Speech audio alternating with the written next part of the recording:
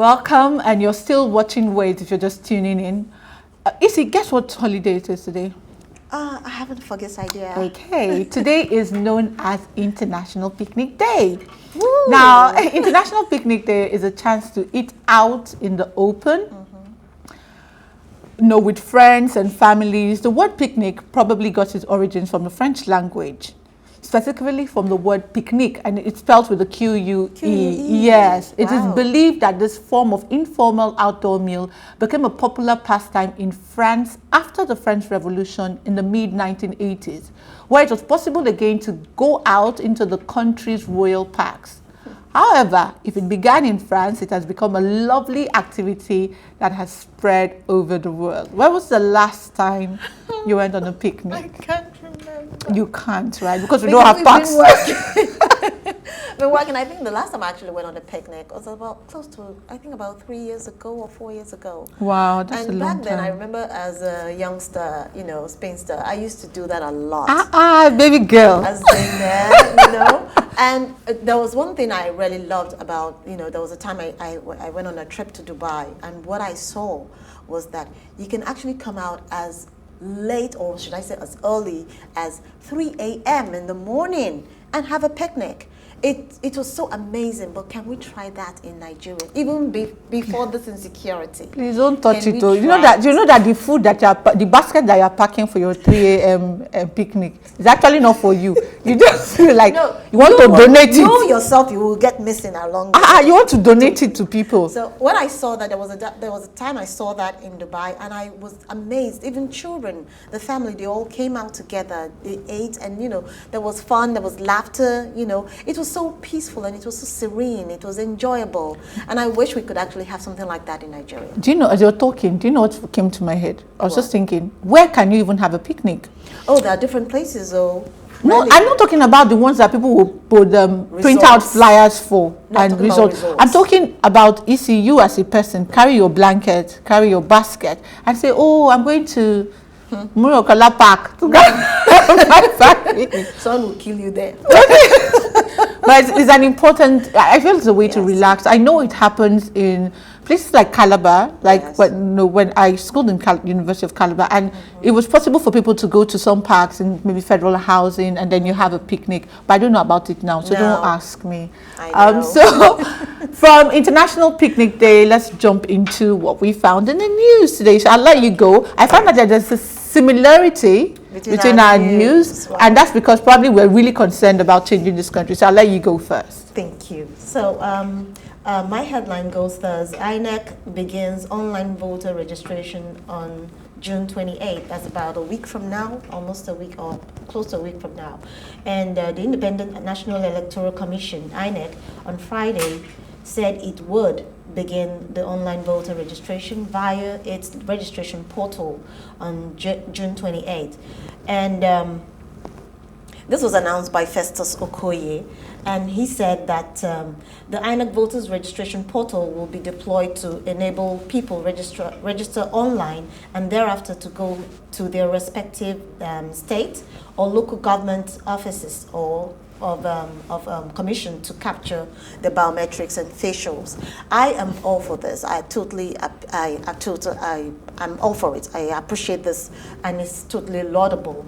But there is also some other things that also needs to also be taken into cognizance, and these are those that also have what's it called, accreditation issues. And he said that those that want to transfer their registration from one place to the other will be able to do this. And those that have accreditation, news. Yes. That's and good those news. that have accreditation issues and they have maybe their PVCs have been defaced, they can also modify this online as well. Wow. See, it's I'm just happy that as you reel it out, it's not just something that someone submitted to the press to just make it to the press and let's look good.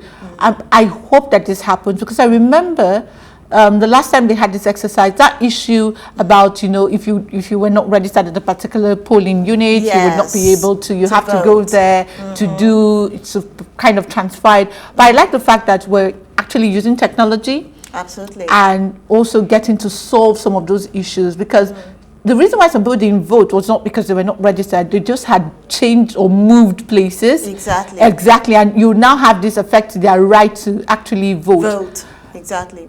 But I have my reservations. Oh, what are your reservations? So my reservations is that, anything that has to do with Nigerian government, they always come with one story or the other. So sustainability is another thing. Will they be able to sustain this? Will they be able to do this in such a way that it will be seamless and won't give us, there'll be so much transparency to be easy for people I understand what you're saying. Because I remember, okay, sorry. Okay, and not, what's that other thing I wanted to say? Okay, so it's also important that we have our public officers not turning it into some sort of racketeering, which always comes up at the end of the day. So I really would appreciate it to be seamless and transparent in the process. Do you know the funny thing? When you were talking, I remember how people woke up as early as 3 a.m. to vote. Exactly. To queue. Not just vote.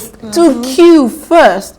And it was ridiculous. It is still ridiculous. But I like this. And, I want to appeal to Nigerians out there. This opportunity is here. If you're one of the people complaining about our current situation, enough of saying that my vote won't count. It will count. We really need to make your PVC. Do get it. Take whatever. There will be extended time to do that. Please let all of us use the power that we have. Go beyond talking. Go beyond complaining to actually use your right to make the change that we need to make. So that positive changes we need to make. Because when we had change, we didn't ask for this change. You're right, because that's a change. Positive change. Please, yes, we've all heard easy. Yes. And I'd like to take my news now, and it's, as I said, it's kind of linked. For me, why I chose this was because it was an eye-opener for me. Okay, I was not aware that these things were going on. So my story is actually from Premium Times, and it says INEC creates 56,872 new polling units.